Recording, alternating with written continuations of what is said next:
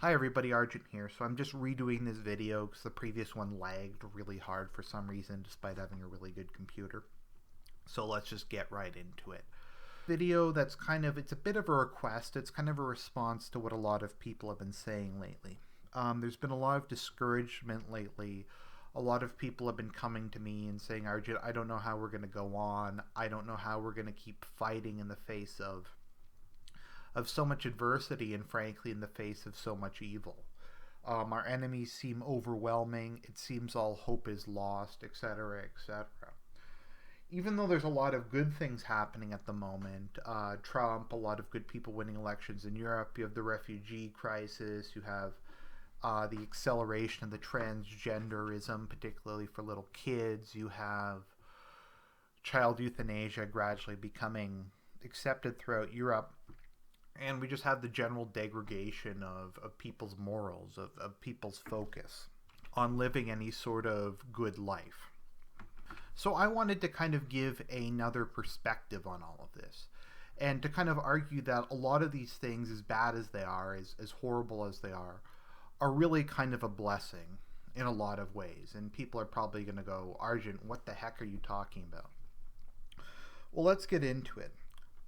In the Bible, Christ has a number of parables where there's the one with the Pharisees and the tax collector, and the Pharisees goes into the temple and he does like a big elaborate sacrifice, and he basically just brags all the time about how rich he is, how righteous he is, how great he is, and then the tax collector comes in and he just cries and he just goes, God, have mercy on me, a sinner. I'm destined for hell.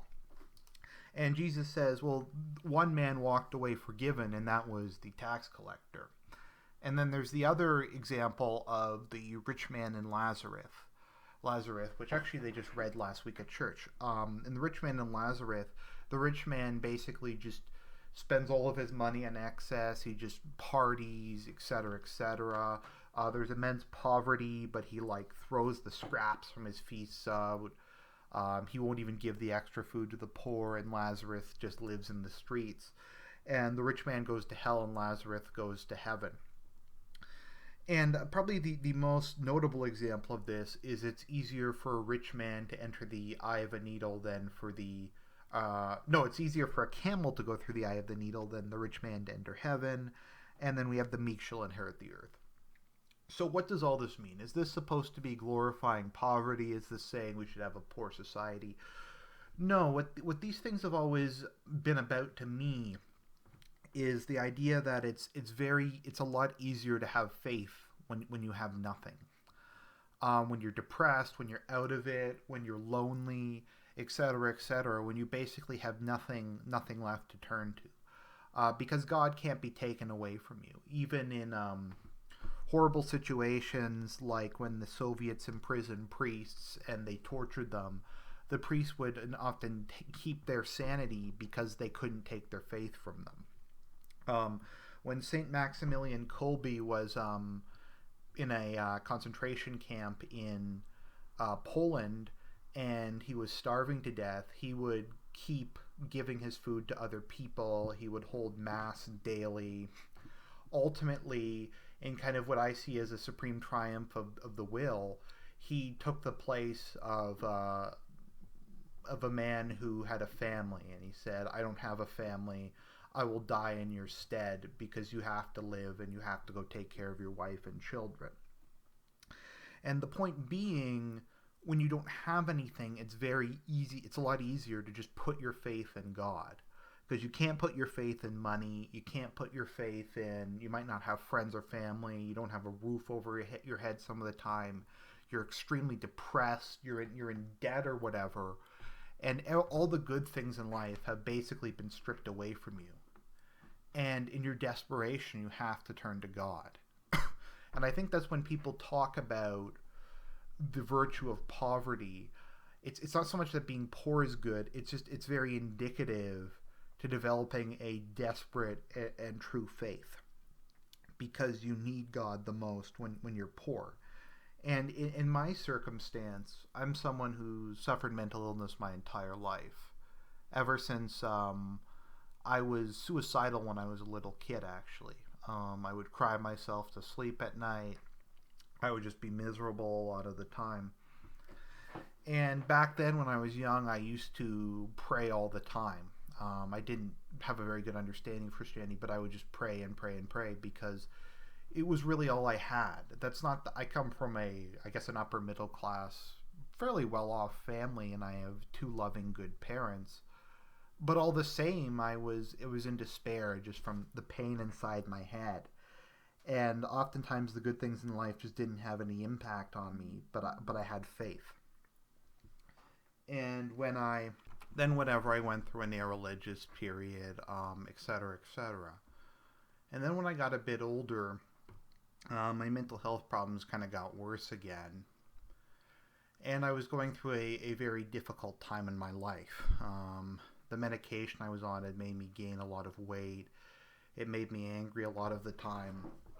I didn't really have career prospects. I went through a period of almost 2 years when I was just unemployed.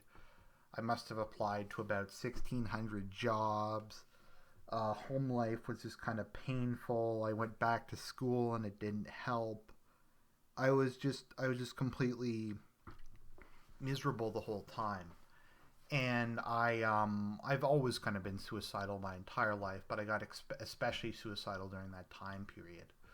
Just because there was no future, there was no real hope that things would change, and people can't really live without hope. So I kind of considered it, but I've never really tried to commit suicide because ultimately I don't think your life belongs to you. Your life belongs to God because He gave life to you. You owe Him a death, and you owe Him your life. So it's not up to you to take your own life, and I believe that very strongly because it doesn't belong to you, and it shouldn't belong to you because if it did, then I know in my case I probably would have killed myself. But kind of the point of all of this is because it helped me deal with my personal suffering so well.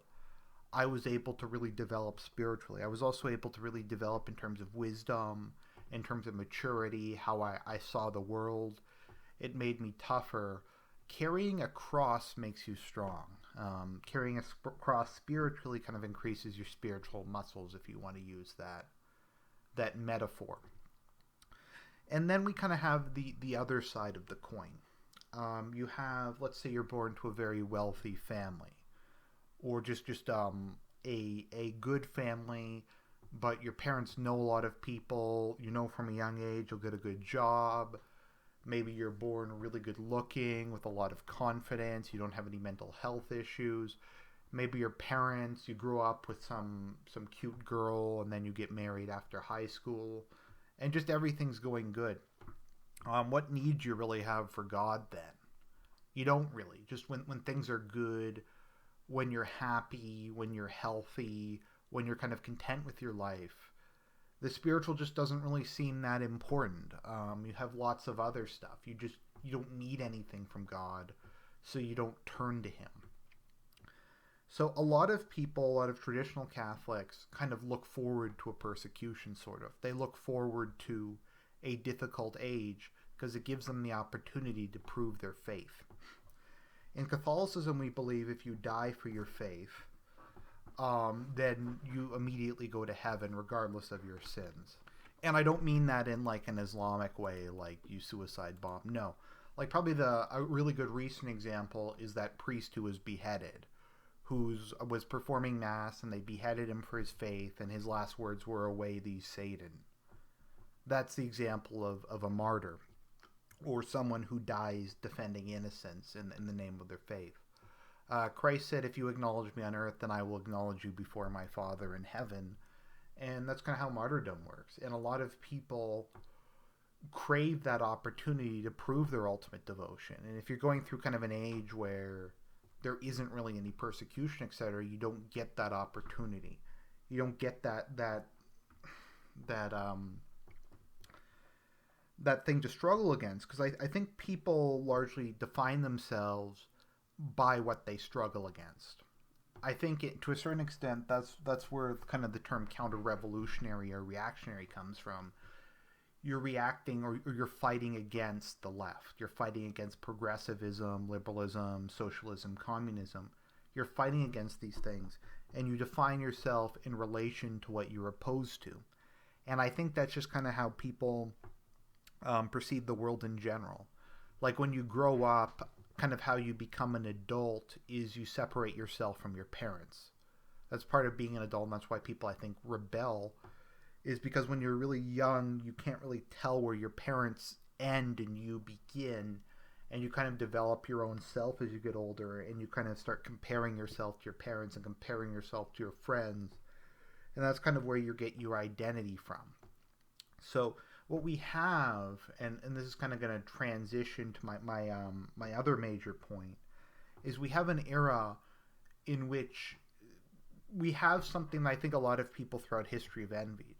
We have objective good and objective evil, and the lines between the two are very clear, and the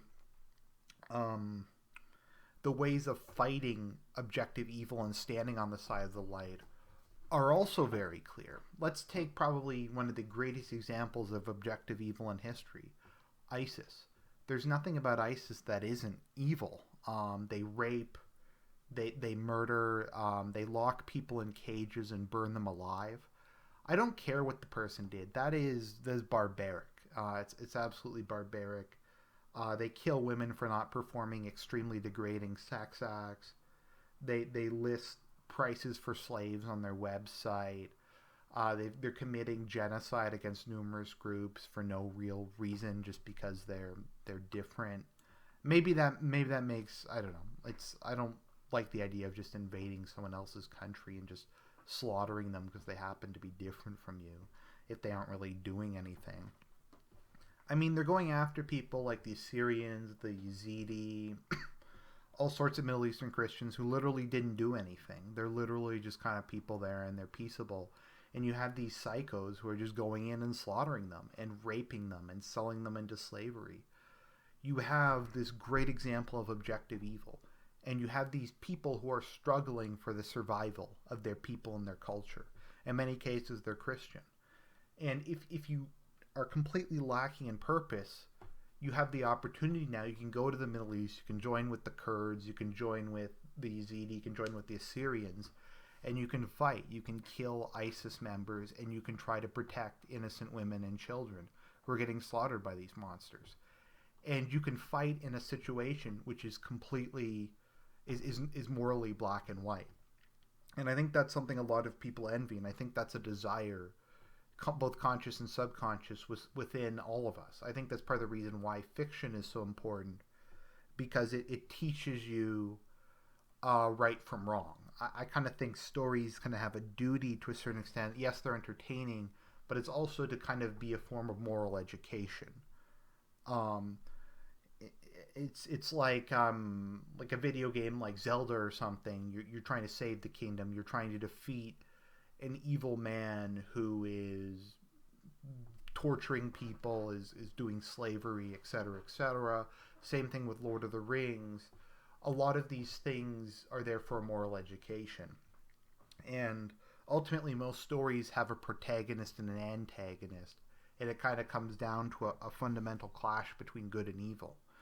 And we crave this. It's kind of part of our nature, at least if you're a moral man.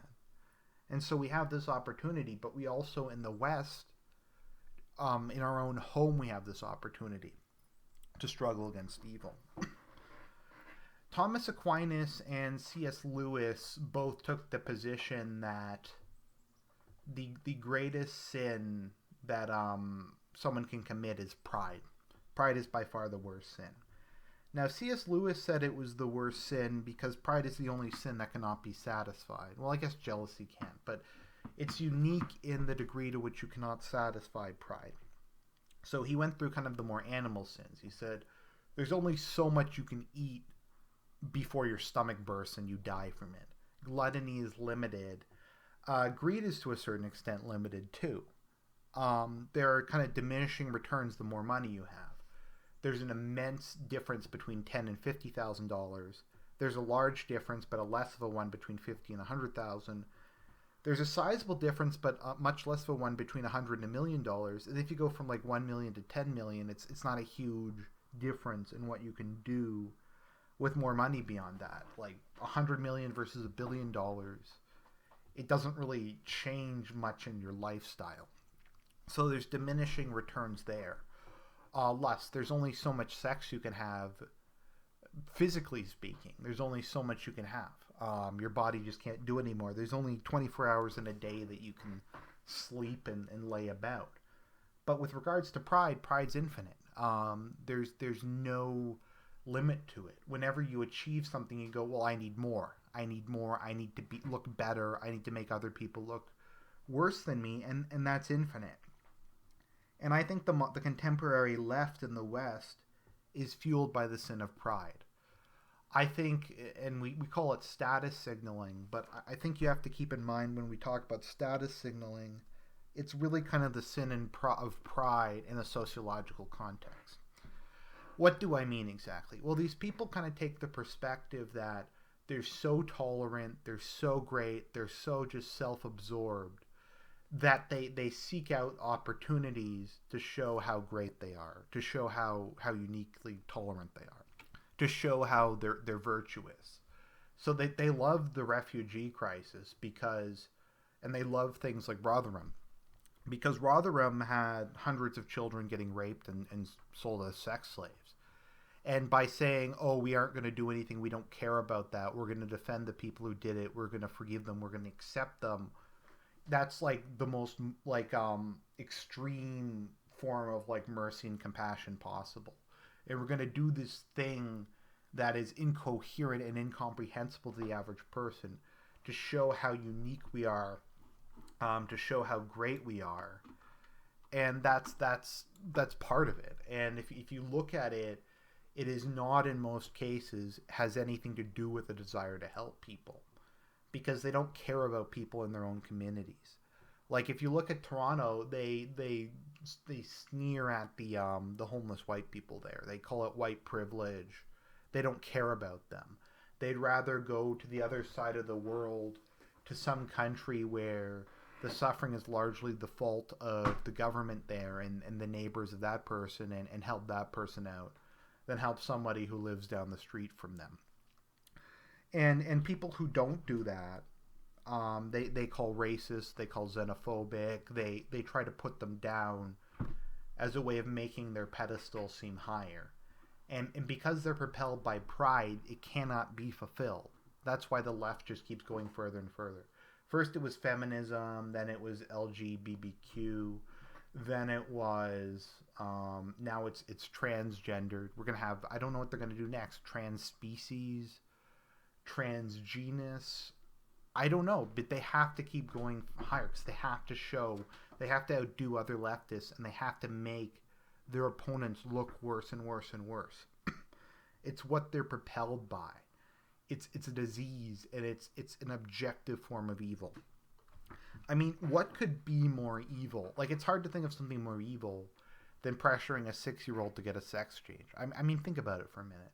Let's say there's like a 6-year-old boy, they get him to cut his dick off. They pump him full of hormones and other dangerous drugs, and they fill his head kind of full of just bullshit and just horrible, dangerous thoughts. And then, like, what's that kid going to be like? He's probably going to commit suicide. There's a very high suicide rate around these people. And these people will do that, and they will make their kids do that, and they will pressure the kids into do that just to status signal and to show how tolerant they are and how great they are. So these people are evil. I don't know what else to call that. What else would you call doing things like that? What else would you call advocating child euthanasia? What else would you call advocating post-birth abortion? What else would you call antinatalism, telling people they shouldn't have children, looking down on people who do have children? What else would you call the destruction of the family unit, the thing that every successful society has regarded as being sacred? Regardless of religion, regardless of civilization, regardless of time, pretty much any society that gets anywhere has a concept of the family. And it used to be that that was the base unit of society. The individual wasn't the base unit, the family was. And they want to destroy that. And you just have to look at the human wreckage they've left in their wake. Look at all the women who are just covered in piercings, tattoos, who have daddy issues, who just live wretched lives, and they just scream about how much they hate men all day. Look at all the effeminate males, and I'm not Mr. Manly, but just look at them.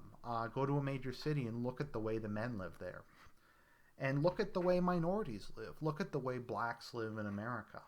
Look at the way minorities live in Europe. There's just this mountains of human wreckage that these people have left behind, and they don't care. So what we have is we have this opportunity. We have this opportunity through our suffering to become better people, to become stronger people, to become more spiritual people, to overcome things that previous generations couldn't even think about overcoming. And we have all these amazing opportunities. And it's going to be hard. It's going to be arduous. It's going to be very difficult for a lot of us to get through this. And a lot of us won't make it. But ultimately, as they say in Man's Search for Meaning, the ultimate thing that makes people happy, the ultimate thing that humanity searches for isn't wealth, it's meaning, it's purpose. And we have a purpose. As regardless of how hard it is, we have something to define ourselves against, and we have something to define ourselves for. And so long as this era of darkness goes on, we will always have a purpose. And we will always have the ability to kind of prove to the world and prove to ourselves what we're made of. So I hope that kind of gives people hope. I hope that kind of explains kind of my perspective on this and kind of gives an alternative to the black pill. So this is Argent. God bless you, and I'll talk to you later.